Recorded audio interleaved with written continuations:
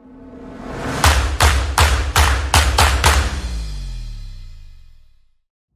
everyone, Rob DeLisi here with Stonegate Legal Services, and in this video we're going to talk about cash as rent, the risks and consequences that landlords need to be aware of.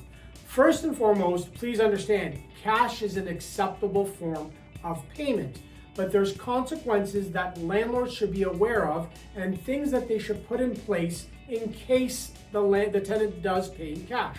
Number one is going to be record keeping. With cash, it's harder to track and to record because it is cash. Number two is going to be tax implications.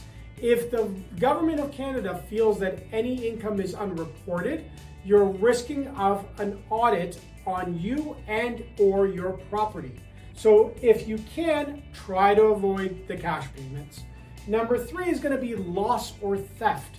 When someone gives you cash, there is the occurrence that you could lose that money, misplace it, or you might have that money stolen from you. Like for example, I know many people that put cash in their car gets broken into and it gets stolen. Last but not least is that the potential dispute with a tenant. If a tenant is arguing that they offered you or gave you cash and you did not receive it, and you take them to the board for a non-payment of rent, they're going to argue that this has always been the normal form of paying the rent. And the adjudicator will listen to this and keep this in mind, and then it's a matter of questioning the integrity of the landlord. So how is the best way to avoid this? Personally, on my properties, I like electronic transfer or e-transfer or even checks.